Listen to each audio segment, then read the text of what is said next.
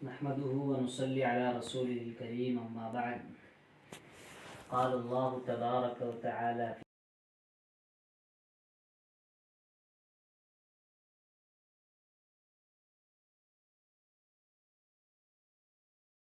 بالأنثى ظل وجهه مسودا وهو كظيم. صدق الله مولانا العظيم. قال النبي صلى الله عليه وسلم فله الجنة من عال ثلاث بنات وأدبهن أو كما قال عليه الصلاة والسلام.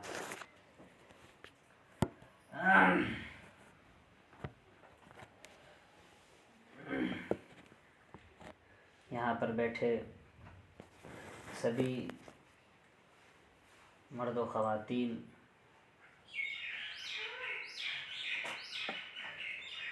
آج جن لوگوں نے یہ پروگرام رکھا ہے اور جن لوگوں کی کوششوں سے اور محنتوں سے آج کا یہ پروگرام ہونا طے پایا ہے، اللہ تعالیٰ سے دعا ہے کہ اللہ تعالیٰ انہیں جزائے خیر عطا فرمائے، اور جو لوگ اس میں شرکت کر رہے ہیں اللہ تعالیٰ سے دعا ہے کہ اللہ تعالیٰ اس کو قبول فرمائے اور آخرت میں نجات کا ذریعہ بنائے، اور خاص طور پر صاحب خانہ کے لیے دلی دعا ہے کہ اللہ تعالیٰ اسے بے حد قبول فرمائے اور آخرت میں کامیابی کا ذریعہ بھی بنائے۔ اللہ تعالیٰ نے انسانوں کو بنایا، اس دنیا میں بسایا اور پھر اپنی عبادت کا حکم دیا، اور یہ کہا کہ ہم انسانوں کو زمین میں پیدا کر رہے ہیں، بسا رہے ہیں، تاکہ وہ اپنے مالک اور خالق کو پہچان سکے اور پھر میری عبادت کر سکے۔ اس کے لیے، اس کو سمجھانے کے لیے اللہ تعالیٰ نے دنیا میں انبیاء کرام علیہ الصلاۃ والسلام کو مبعوث فرماتا رہا۔ اس کام کے لیے اللہ تعالیٰ نے خاص طور پر مردوں کا انتخاب فرمایا، چنانچہ 1,00,000 سے زائد انبیاء کرام اس دنیا میں مبعوث ہوئے، لیکن کوئی بھی عورت نبی نہیں بنی۔ لیکن اللہ تعالیٰ نے عورت کو ایک خاص مقام عطا فرمایا کہ وہ مرد جو نبی بنا ہے وہ بھی کسی عورت کے ماں اور اپنی ماں کے پیٹ سے ہی پیدا ہوا ہے۔ اللہ تعالیٰ نے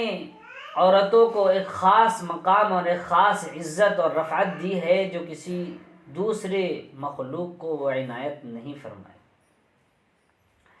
معلوم ہونا چاہیے کہ نبی کریم علیہ الصلاۃ والسلام کے اس دنیا میں آنے سے پہلے اس دنیا میں عورتوں کو بہت زیادہ منحوس سمجھا جاتا تھا، یعنی جانوروں سے بھی بدتر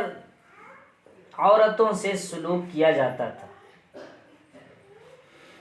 یہ دنیا کے لیے بڑی افسوسناک بات تھی کہ جن سے ہم پیدا ہوئے ہیں، جن کے کوکھ میں ہم 9 مہینہ تک رہے ہیں، ہم انہی کی بے عزتی کرتے ہیں۔ چنانچہ اسی لیے اللہ نے فرمایا تھا وَإِذَا الْمَوْءُودَةُ سُئِلَتْ بِأَيِّ ذَنبٍ قُتِلَتْ کہ بہت سارے لوگوں نے اپنی بیٹیوں کو اپنے ہاتھوں سے زمین میں گاڑ دیا، اپنی بچیوں کو زمین کھود کر اس میں دفنا دیا، زندہ درگور کر دیا۔ یاد رکھو، جن لوگوں نے ایسا کیا ہے اور توبہ نہیں کیا تو اللہ تعالیٰ قیامت کے دن سوال کریں گے کہ بِأَيِّ ذَنبٍ قُتِلَتْ اس بچی کا کیا قصور تھا، اس لڑکی کی کیا غلطی تھی، وہ تو تمہارے ہی نطفے سے پیدا ہوئی تھی، تمہاری بیوی کے کوکھ سے جنم لی تھی، آخر اس نے ایسی کیا غلطی کر دی تھی کہ تم نے اس کو زندہ زمین میں گڑا کھود کر دفن کر دیا۔ یہ حالت تھی اس زمانے میں کہ اللہ فرماتا ہے کہ وَإِذَا بُشِّرَ أَحَدُهُمْ بِالْأُنثَىٰ ظَلَّ وَجْهُهُ مُسْوَدًّا وَهُوَ كَظِيمٌ کہ ایسی صورتحال تھی کہ جب کسی کے یہاں لڑکی پیدا ہوتی اور اسے بتایا جاتا کہ آپ کے یہاں لڑکی پیدا ہوئی ہے تو اس کا چہرہ بالکل کالا ہو جاتا اور وہ اپنے آپ کو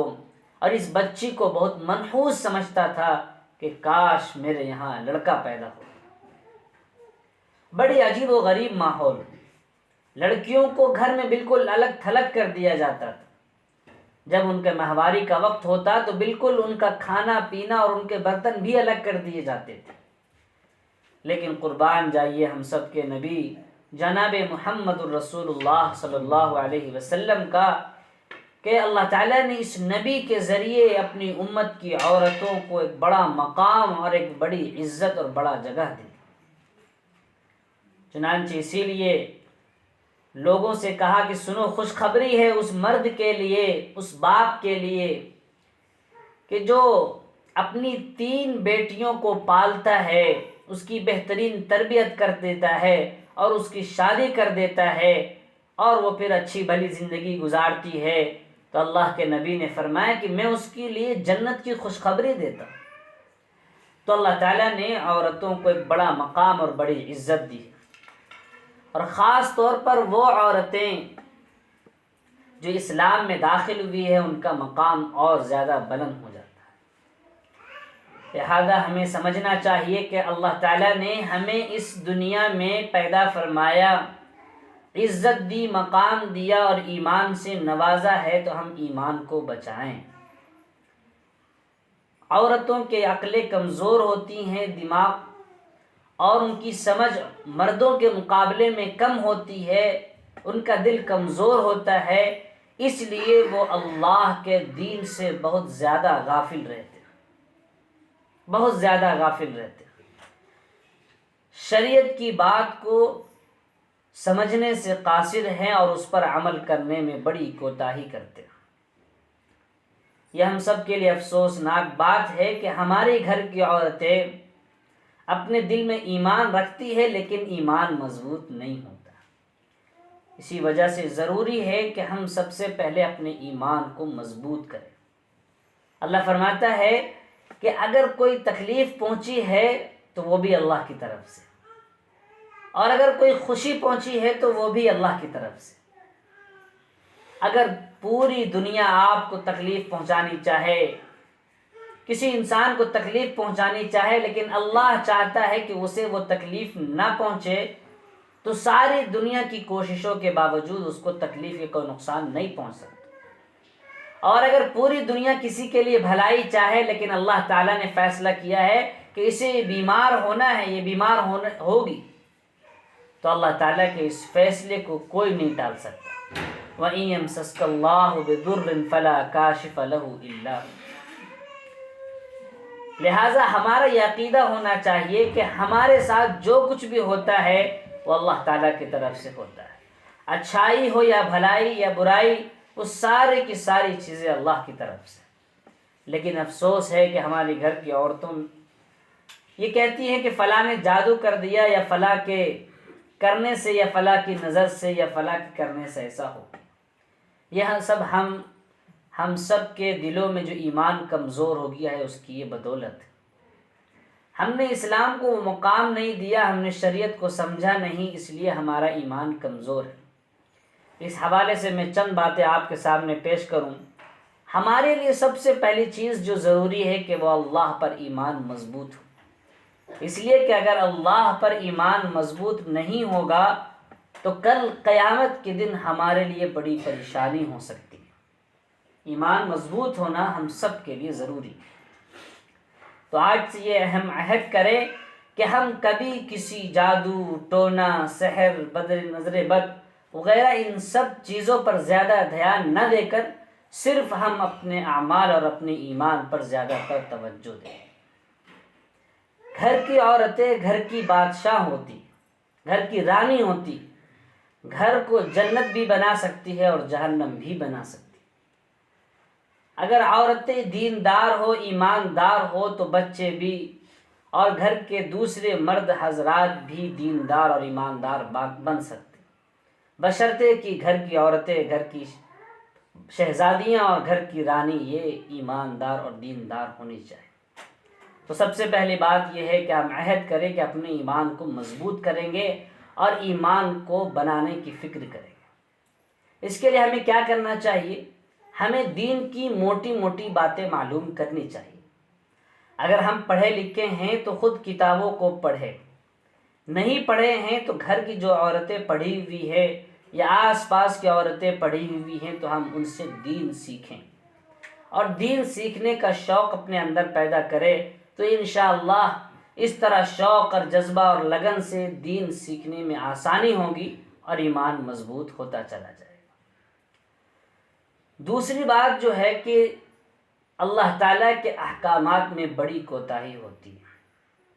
توحید کے بعد جو سب سے بڑا مقام اور دوسرا جو درجہ ہے نماز کا، اس میں بڑی کوتاہی ہوتی ہے۔ اللہ نے خود فرمایا، نبی کریم علیہ السلام کی بیویوں کو مخاطب کر کے فرمایا کہ وَأَقِمْنَ الصَّلَاةَ، نماز پابندی سے پڑھو۔ نبی کی بیویاں ہیں اس دنیا کی سب سے بڑی بابرکت اور سب سے بہترین وہ عورتیں جو نبی کریم علیہ السلام کی بیویاں ہیں، وہ ہماری مائیں ہیں۔ ان کو اللہ تعالیٰ کہتا ہے کہ وَأَقِمْنَ الصَّلَاةَ، نماز کی پابندی کرو، نماز میں ذرہ برابر کوتاہی نہ کرو۔ لیکن ہماری گھر کی عورتوں میں نماز کی بڑی کوتاہی ہے، اللہ معاف کرے۔ اتنی بڑی کوتاہی ہے کہ کسی عورتوں کا حال پوچھئے تو زمانہ ہو جاتا ہے وہ نماز تک نہیں پڑھتی۔ کسی سے معلوم کرنے پہ یہ معلوم ہوتا ہے کہ رمضان میں صرف ہم نماز پڑھتے ہیں۔ یہ بہت افسوس کا مقام ہے، اور ہمارے لیے بہت ہی زیادہ افسوس کی بات ہے کہ ہماری گھر کی عورتیں جو سب سے بڑی عبادت کی چیز ہے وہ نماز، اس میں کوتاہی کرتی ہیں۔ نماز کی کوتاہی کی ایک وجہ یہ ہوتی ہے کہ ہماری گود میں ایک بچہ ہوتا ہے۔ جب وہ بچہ ہوتا ہے، پیشاب کرتا ہے تو ہم نماز میں بڑی کوتاہی کرتے ہیں۔ لیکن مسئلہ معلوم ہونا چاہیے کہ مہینے میں جو دن ناپاکی کے ہیں اس کے علاوہ ہر صورت میں نماز پڑھنا ضروری۔ پیدائش کے بعد جتنے دن نفاس آئے گا، خون آئے گا، اتنے دن کے علاوہ اس کے علاوہ نماز پڑھنا ضروری۔ اللہ کے نبی نے فرمایا کہ اگر کھڑے ہو کر نماز پڑھ سکتے ہو تو پڑھو، اگر کھڑے ہو کر نہیں تو بیٹھ کر پڑھ سکتے ہو تو بیٹھ کر پڑھو، اگر بیٹھ کر بھی نہیں پڑھ سکتے ہو تو اشارے سے پڑھو، اور اگر اشارے سے بھی نہیں پڑھ سکتے ہو تو لیٹ کر پڑھو، اور اگر لیٹ کر بھی صحیح سے نہیں پڑھ سکتے ہو تو لیٹ کر صرف آنکھوں کے اشارے سے نماز پڑھو، لیکن نماز نہ چھوڑو، نماز بالکل نہیں چھوڑنی۔ اللہ کے نبی نے فرمایا کہ جو نماز چھوڑتا ہے تو گویا اس نے کفر کیا۔ جو نماز جان بوجھ کر چھوڑا گویا اس نے کفر کی باتیں کی ہے، کفر کا کام کیا ہے۔ اللہ تعالیٰ معاف فرمائے کہ ہم سب سے نمازیں چھوٹ جاتی ہے، کبھی کسی کی زیادہ چھوٹتی ہے، کبھی کسی کی کم چھوٹتی ہے، لیکن اگر ہم جان بوجھ کر کاہلی اور سستی کی وجہ سے نمازیں چھوڑتے رہیں گے تو ہمارا یہ ایمان اور ہمارا یہ دل کمزور ہو جائے گا، ہمارا یہ دل کالے ہو جائیں گے، پھر اللہ تعالیٰ کی طرف سے پریشانیاں، عذاب اور مصیبتیں نازل ہوتی رہتی ہیں۔ تو دوسرا کام ہمیں یہ کرنا ہے کہ نمازوں کی پابندی کرنی۔ بچے جو پیشاب کرتے ہیں تو پیشاب کی وجہ سے انسان ناپاک نہیں ہوتا۔ بچے کا پیشاب ناپاک ہے، کپڑا پہ زیادہ لگا ہے کپڑا بدل لیں، بدن پہ لگا ہے بدن کو دھو لیں، نہانا ضروری نہیں ہوتا۔ لہذا پیشاب کے بہانے سے کوئی یہ سمجھے کہ نماز معاف ہے تو ہرگز معاف نہیں ہے۔ 5 وقتہ نماز کی پابندی کرنی ضروری۔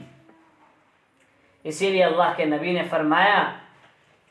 کہ میں ان عورتوں کو جنت کی خوشخبری دیتا ہوں، اور ان عورتوں کے لیے جنت ہے جو 4 کام کرے۔ اللہ کے نبی نے فرمایا کہ پہلا کام نماز کی پابندی کرے۔ نماز پڑھنا بے حد ضروری ہے، اگر نماز کی پابندی کرتی رہے گی تو انشاءاللہ ان عورتوں کے لیے جنت کی خوشخبری۔ اس کے بعد اللہ کے نبی نے فرمایا کہ دوسرا کام روزہ بھی رکھے۔ جو روزے اللہ تعالیٰ نے فرض کیے ہیں یعنی رمضان کا روزہ، وہ روزہ رکھے تو یہ دوسرا ایسا کام ہے کہ جس کی وجہ سے عورتوں کو جنت ملے گی۔ اور تیسرا کام اپنی عزت کی حفاظت کرنا۔ یہ اہم کام ہوتا ہے عورتوں کے لیے کہ اپنی عزت کی حفاظت کیسے کریں۔ ہمیں شوہر کی موجودگی اور غیر موجودگی دونوں میں عورتوں کو اپنی عزت کی حفاظت کا خیال رکھنا چاہیے۔ اللہ کے نبی نے فرمایا کہ جو عورتیں اپنی عزت کی حفاظت کرتی ہے اللہ تعالیٰ اسے جنت سے نوازے گا۔ اور چوتھا کام جو اللہ کے نبی نے فرمایا کہ اپنے شوہروں کی تابعداری کرنی۔ اگر شوہر صحیح باتوں کا حکم دیتا ہے، جائز باتوں کا حکم دیتا ہے تو ان کی تابعداری کرنی ہے۔ اگر شوہر ناجائز کاموں کی طرف دعوت دیتا ہے تو پھر شوہر کی بات نہیں ماننی ہے، لیکن جائز کام جتنے شوہر کہتا ہے اگر تابعداری اور اطاعت کرتا ہے تو اللہ کے نبی نے فرمایا کہ اس کے لیے جنت۔ تو سب سے جو ہماری کوتاہی ہے وہ عبادتوں میں کوتاہی ہے۔ ہم گزارش کریں گے، درخواست کریں گے کہ آج عہد کر لے کہ ہمیں نماز نہیں چھوڑنی، 5 وقتہ نماز پڑھنی ہے۔ اگر ہم نماز پڑھیں گے تو ہمارے بچے اور بچیاں بھی نماز پڑھیں گی اور گھر کے دوسرے مرد حضرات بھی نماز پڑھیں گے۔ آج سے عہد کریں کہ 1 وقت کی نماز نہیں چھوڑنی۔ بڑی سخت وعیدیں ہیں۔ اللہ نے فرمایا کہ جو نماز کو ضائع کر دیتے ہیں، چھوڑ دیتے ہیں جان بوجھ کر کے، بغیر کسی عذر کے یوں ہی نماز کا وقت گزر جاتا ہے اور پڑھتے نہیں ہیں، اللہ نے فرمایا فَسَوْفَ يَلْقَوْنَ غَيَّا کہ جہنم میں ایک جگہ ہے، غیّا اس کا نام ہے، یہ نماز چھوڑنے والے وہیں ڈال دیے جائیں گے۔ حیران ہوتی ہے کہ یہ غیّا کے بارے میں مفسرین لکھتے ہیں کہ یہ جنت کی ایسی جگہ ہے، ایسی خطرناک جگہ ہے کہ ان جگہ کی ہولناکی اور خطرناکی کی وجہ سے جنت کے دوسرے جو مقام اور جگہیں ہیں وہ اس سے پناہ مانگتی کہ اس سے بہتر تو میری ہی جگہ ہے، وہاں تو زیادہ آگ بھڑکی ہوئی ہے، وہاں زیادہ عذاب میں مبتلا ہوتے ہیں لوگ، وہاں زیادہ چیخیں مارتے ہیں، وہاں پریشانیاں ہوتی ہیں، وہاں بہت زیادہ آفتیں ہیں، وہاں بہت زیادہ چیخ و پکار ہے، وہاں بہت زیادہ تکلیف دی جاتی ہے۔ تو یہ نماز چھوڑنے والوں کے لیے جگہ ہے وہ فَسَوْفَ يَلْقَوْنَ غَيَّا۔ لیکن پھر بھی اللہ تعالیٰ کہتا ہے إِلَّا مَنْ تَابَ وَآمَنَ وَعَمِلَ عَمَلًا صَالِحًا کہ ہاں ان لوگوں کے لیے ابھی بھی وقت ہے کہ توبہ کرے، اور جو گزر گیا سو گزر گیا، جو نمازیں چھوٹ گئی اس کی قضا کرنی ہے، توبہ کرے، اللہ پر ایمان مضبوط کرے، رسول پر ایمان مضبوط کرے، اپنی قسمت پر ایمان مضبوط کرے، قیامت کو مانے، آخرت کو مانے، جنت اور دوزخ کو مانے، اور ساتھ ہی میں نیک اعمال کرتی رہے، تو اللہ فرماتا ہے کہ پھر جنت ملے گی۔ يدخلون الجنہ ولا يظلمون شیئا، جنت میں بھی داخل ہوں گے اور پچھلے کے گناہوں کو معاف کر دیا جائے گا اور سب کو ختم کر دیا جائے گا۔ تو ضرورت اس بات کی ہے کہ ہمیں عبادتوں کے سلسلے میں کوئی بھی کوتاہی نہیں کرنی چاہیے، ہمیں پابندی سے نمازوں کو پڑھنی چاہیے۔ اللہ تعالی ہمیں نماز پڑھنے کی توفیق عطا فرمائے۔ تو نماز اہم چیز ہے۔ دوسری اہم اور خاص بات آج کی مجلس کی یہ ہے کہ اللہ تعالیٰ نے جتنا مقام عورتوں کو دیا ہے وہ اتنا نازک ترین بھی ہے کہ عورتیں بالکل محفوظ رہیں۔ اللہ کے نبی کی بیویوں کو اللہ نے حکم دیا وَأَقِمْنَ الصَّلَاةَ وَآتِينَ الزَّكَاةَ وَأَطِعْنَ اللَّهَ وَرَسُولَهُ،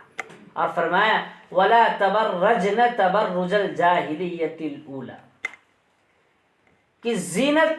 اتنا اختیار کرنا ہے کہ جتنا اسلام نے اجازت دیا ہے۔ اللہ کے نبی کی بیویوں کو اللہ مخاطب کر رہا ہے جو اس دنیا کی سب سے اچھی بیویاں ہیں، سب سے اچھی عورتیں ہیں۔ اللہ ان کو بولتا ہے کہ آپ لوگ گھر میں جم کر بیٹھ جائیں، وَقَرْنَ فِي بُيُوتِكُمْ، آپ نے گھر سے نکلنا نہیں ہے، آپ کو اپنے گھروں میں رہنا ہے، گھروں سے باہر بلا ضرورت نکلنا صحیح نہیں ہے۔ یہ اللہ کے نبی کی بیویوں کو کہا جا رہا ہے کہ وَقَرْنَ فِي بُيُوتِكُنْ کہ اپنی گھروں میں جم جاؤ،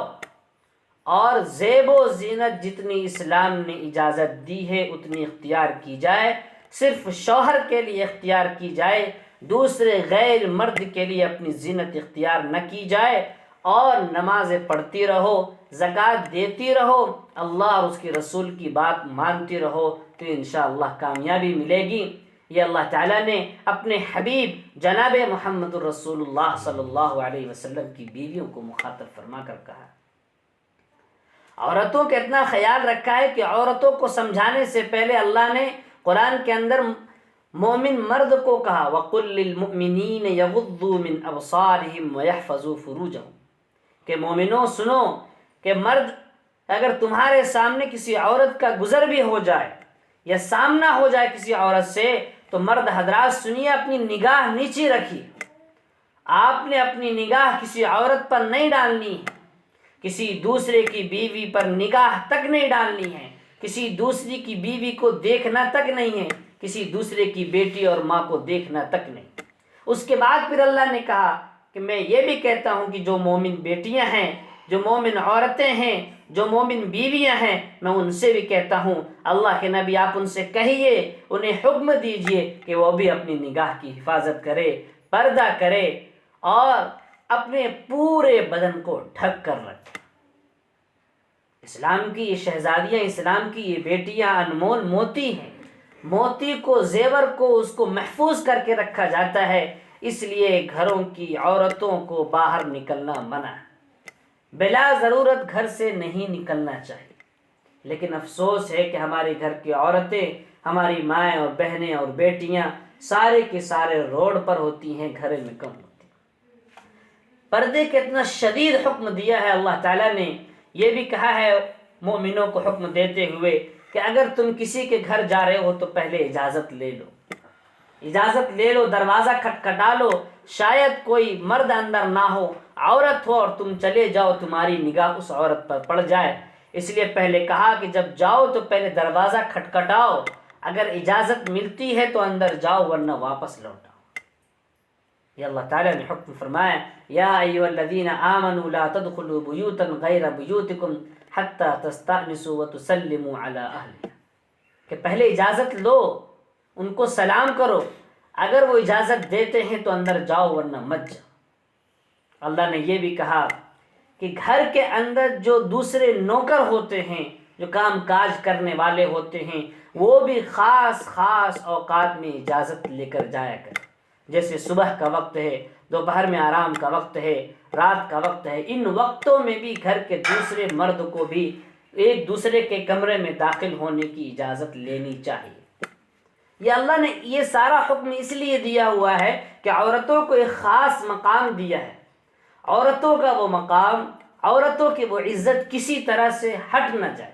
وہ بالکل برقرار رہے، عورت بالکل محفوظ رہے۔ اس لیے اللہ تعالیٰ نے، اللہ کے نبی نے مومن مرد کو بڑی تاکید کی ہے کہ اپنی نگاہ کو نیچی رکھے، ساتھ میں مومن عورتوں کو بھی یہ کہا کہ وہ اپنی بھی حفاظت کرے، اپنی عزت کی حفاظت کرے۔ اللہ کے نبی جب معراج میں گئے تو دوزخ اور جنت کا معائنہ کیا تو اللہ کے نبی فرماتے ہیں کہ دوزخ میں نے عورتوں کو بہت دیکھا، دوزخ میں مردوں کے مقابلے میں عورتوں کو زیادہ دیکھا۔ اللہ کے نبی نے اس کی وجہ بھی بتلا دی۔ اللہ کے نبی نے فرمایا کہ 3 وجہ سے عورتیں جہنم میں زیادہ جاتی ہیں۔ نمبر 1، لعن طعن کرنا، ایک دوسرے کو برا بھلا کہنا۔ عجیب بات ہے، عورتوں میں یہ صفت پائی جاتی ہے کہ بہت جلدی کسی پر کمنٹ کرتے، تبصرہ کر دیتے ہیں اور دوسرے کو برا بھلا کہہ دیتے ہیں۔ ہمیں کسی کو حق نہیں ہے کہ ہم کسی دوسرے کی ذات پر، کسی دوسرے کے عیب کو تلاش کریں اور ان پر طعن کریں، اللہ کے نبی نے منع فرمایا۔ دوسری بات، اللہ کے نبی نے فرمایا کہ عورتوں میں جس کی وجہ سے وہ جہنم میں چلی جاتی ہے، ناشکری، اللہ تعالیٰ کی نعمتوں کی ناشکری کرتی، اور خاوند جو لا کے دیتا ہے ان کی ناشکریہ کرتی رہتی۔ اور نمبر 3، جو تیسری وجہ اللہ کے نبی نے فرمایا کہ ناقدری بہت کرتی ہے۔ تو یہ 3 وجہ ہے، ایک لعن طعن کرنا، ناشکری کرنا، ناقدری کرنا۔ اللہ کے نبی نے فرمایا کہ ان 3 وجہوں کی وجہ سے عورتیں جہنم میں زیادہ جاتی ہیں۔ اسی لیے آج میں یہ بھی کہنا چاہتا ہوں کہ ایمان کو مضبوط کرے، نماز کو قائم کرے، گھر میں رہیں، پردے کا خیال کرے، اور ساتھ ہی ساتھ اپنی عادت اور اطوار کو بھی بدلنی چاہیے۔ ہم ایک دوسرے کو برا بلا نہیں کہیں گے، دوسرے کی غیبت نہیں کریں گے، دوسرے پر بہتان نہیں لگائیں گے، ناشکری نہیں کریں گے اور ناقدری نہیں کریں گے۔ اللہ تعالیٰ نے ان عورتوں کے ذریعے دین اسلام کا بڑا کام لیا ہے۔ ایک واقعہ بتانا چاہتا ہوں۔ ایک صحابیہ حضرت خولہ بنت ثعلبہ رضی اللہ تعالی عنہ، ذرا غور سے سنیے گا اس واقعے کو۔ اسلام کا ایک حکم ہے کہ مرد اپنی بیوی کو اپنی ماں یا بیوی یا دوسری جو محرم عورتیں ہیں ان کو مشابہ قرار نہیں دے سکتے۔ یعنی یہ نہیں کہہ سکتے کہ میری بیوی میری ماں کی طرح ہے، میری بیوی میری بیٹی کی طرح ہے، میری بیوی میری پوتی کی طرح ہے، میری بیوی میری بہن کی طرح حرام ہے۔ یہ کہنا صحیح نہیں، اس کو اسلام میں زہار کہتے ہیں۔ تو حضرت خولہ بنت ثعلبہ رضی اللہ عنہا کے شوہر جو دونوں بوڑھے ہو چکے تھے، انہوں نے اسی طرح چاندنی رات میں بیٹھے ہوئے تھے اور انہوں نے یہ جملہ کہہ دیا۔ حضرت خولہ بنت ثعلبہ رضی اللہ عنہا پریشان ہوئی۔ اس وقت زہار کا یہ حکم تھا کہ نکاح بالکل ٹوٹ جاتا ہے، نکاح بالکل ٹوٹ جاتا ہے اس طرح کہنے سے، اور پھر اس کی کوئی صورت نہیں۔ حضرت خولہ بنت ثعلبہ گھبرائی اور فوراً دونوں میاں بیوی نبی کریم علیہ السلام کے پاس پہنچ گئی۔ اللہ کے نبی کو پورا معاملہ بتایا کہ میرے شوہر نے مجھے یہ کہا کہ تو میرے اوپر ویسے ہی ہے جیسے میری ماں کی پیٹھ، اور اس کے کہنے کی وجہ سے میں ان سے الگ ہو گئی ہوں، آپ ذرا حکم بتائیے۔ تو اللہ کے نبی نے وہی حکم بتلایا جو شریعت کا اس وقت حکم تھا کہ نکاح بالکل ٹوٹ چکا ہے، اب دوسرے نکاح کی کوئی گنجائش باقی نہیں رہتی۔ لیکن حضرت خولہ بنت ثعلبہ رضی اللہ عنہا، جن کے دلوں میں ایمان بستا تھا، اللہ کی محبت تھی، اللہ سے تعلق مضبوط تھا، اللہ سے رشتہ ان کا مضبوط تھا، وہ کہنے لگی کہ اللہ کے نبی وہ تو ٹھیک ہے، لیکن میں اپنے اللہ سے بات کرنا چاہتی ہوں، میں اپنے اللہ سے بات کرنا چاہتی ہوں۔ حضرت خولہ بنت ثعلبہ رضی اللہ عنہا اپنے ہاتھوں کو اٹھاتی ہے، اللہ سے فریاد کرتی ہے کہ اللہ میرے چھوٹے بچے ہیں، میرے چھوٹے چھوٹے بچے ہیں، انہوں نے یہ غلطی کر دی ہے، اگر اس کی وجہ سے نکاح ختم ہو جاتا ہے، میرے یہ چھوٹے بچے ہیں، اگر میں ان کو اپنے پاس رکھوں تو روٹی کہاں سے لاؤں گا، روٹی کہاں سے لاؤں گی، میں ان کو کیسے پہناؤں گی، کیسے پڑھاؤں گی، کیسے ان کو کھانا کھلاؤں گی، اور اگر میں یہ بچے ان کے ہاتھ دے دوں تو یہ پھر تربیت کون کرے گا، یہ بچے بالکل بیکار ہو جائیں گے، برباد ہو جائیں گے۔ اے اللہ میری فریاد کو سنیے، کوئی ایسا حکم نازل فرمائیے جو بالکل اس کو دور کر دے۔ تو حضرت خولہ بنت ثعلبہ رضی اللہ عنہ اس درد اور اس کرب کے ساتھ، اس لہجے کے ساتھ اللہ سے یہ دعا کرتی ہے، اللہ سے شکایت کرتی ہے۔ نبی کریم علیہ السلام بھی سن رہے ہوتے ہیں۔ اسی درمیان حضرت نبی کریم علیہ السلام پر وحی اترتی۔ حضرت عائشہ رضی اللہ عنہ کہتی کہ خلا خلا ذرا دور ہو جاؤ، نبی کریم علیہ السلام پر وحی اتر رہی ہے۔ نبی کریم علیہ السلام کی پیشانی پر پسینہ آ جاتا ہے، اور کچھ دیر کے بعد نبی کریم علیہ السلام پسینہ پوچھتے ہیں۔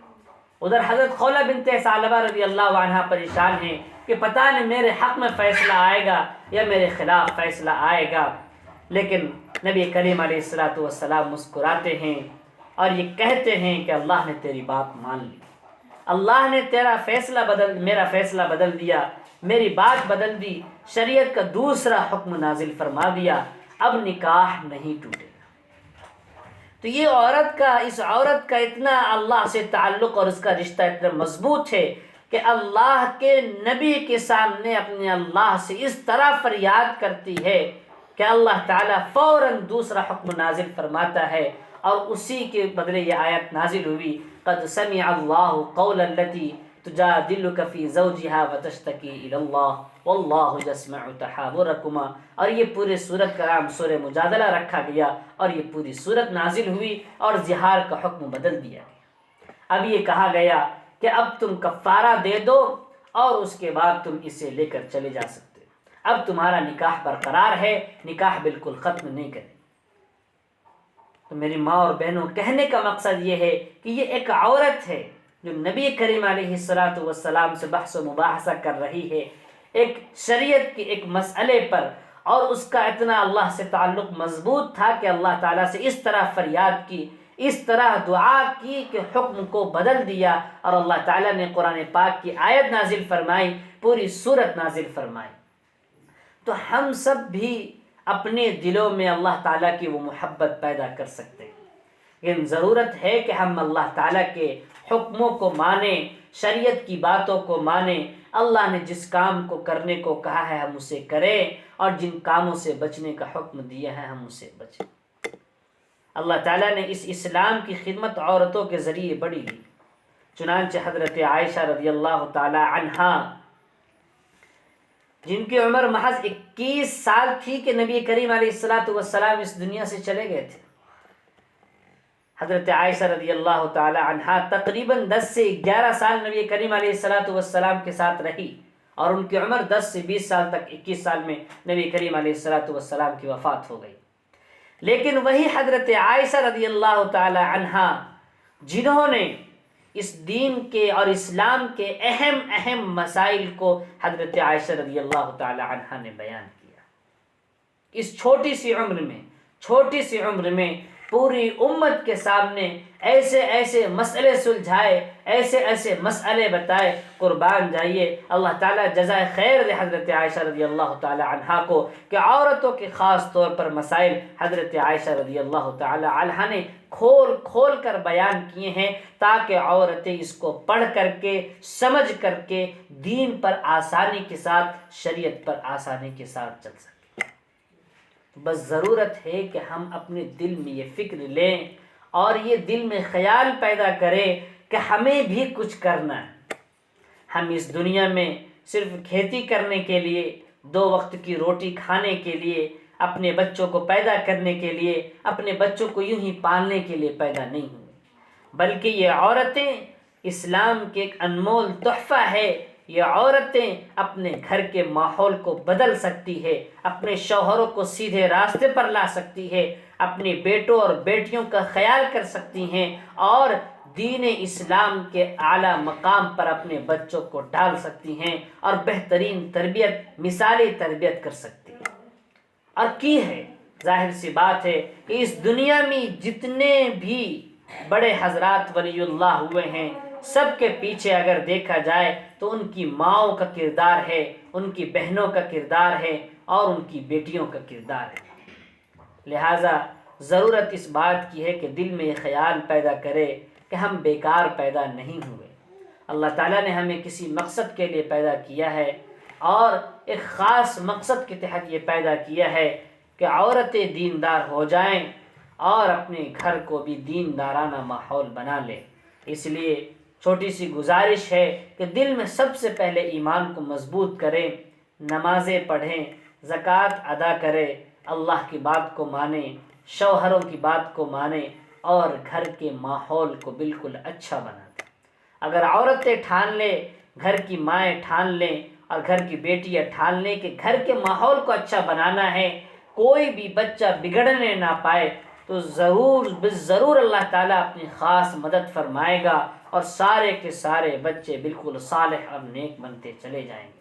اللہ تعالیٰ سے دعا ہے کہ ہم سب کو ان باتوں پر عمل کرنے کی توفیق عطا فرمائے، اور دل میں اللہ تعالیٰ ایمان کو مضبوط کر دے، اور اللہ تعالیٰ ہمیں دین پر چلنا ہمارے لیے آسان فرما دے، ہم سب کو نماز کا پابند بنا دے، اور اللہ تعالیٰ اپنا قرب اور اپنی محبت ہم سب کے دلوں میں ڈال دے، اور اپنی خشیت ڈال دے۔